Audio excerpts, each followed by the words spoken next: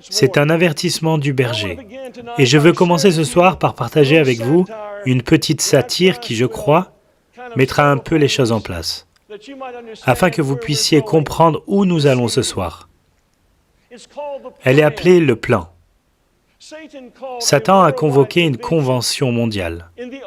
Dans le message d'ouverture à ces esprits mauvais, il a dit « Nous ne pouvons pas empêcher les vrais chrétiens d'aller à l'église.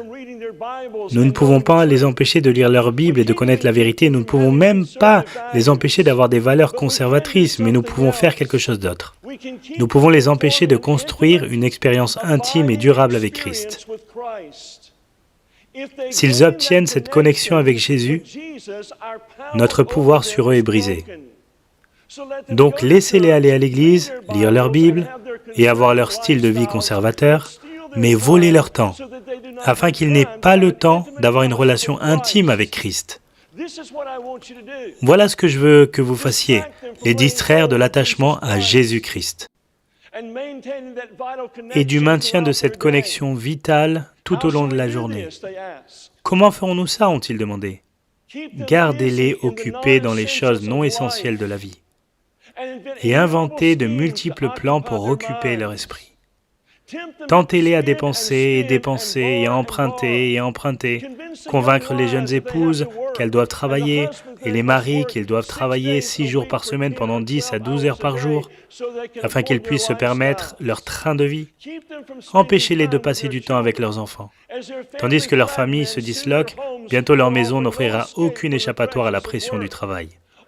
Surstimulez leur esprit, afin qu'ils ne puissent pas entendre cette petite voix calme. Incitez-les à écouter la stéréo pendant qu'ils conduisent. Faites qu'ils gardent la TV, les vidéos ou les CD constamment allumés dans leur maison. Assurez-vous que tous les restaurants et magasins dans le monde diffusent constamment de la musique. Cela va brouiller leur esprit et briser leur union avec Christ. Remplissez leur esprit d'informations et de météo 24 heures par jour. Envahissez leur temps dans la voiture avec des panneaux d'affichage lumineux, inondez leur boîte mail et leur boîte à lettres d'immondices et de courriers indésirables pour les faire chuter. Même en vacances, laissez-les être excessifs. Faites-les revenir de leur congé, épuisés, inquiets et non préparés pour la semaine suivante.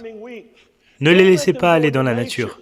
Envoyez-les plutôt dans les parcs d'attractions, les événements sportifs, les concerts, les cinémas et les centres commerciaux. Et quand ils se rencontrent pour une communion spirituelle, ne les laissez pas parler de quoi que ce soit de profond ou de ce qu'ils affrontent. Découragez-les d'aimer sa présence quand ils sont ensemble. À la place, faites qu'ils craignent de s'ouvrir et remplissez leur temps de bavardage futiles, de rires frivoles et de potins afin qu'ils partent avec des consciences troublées et des émotions perturbées.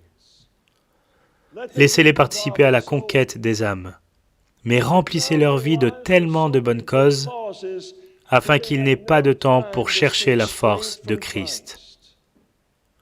Bientôt, ils travailleront avec leur propre force, sacrifiant leur famille et leur santé pour la vision. C'était presque une convention.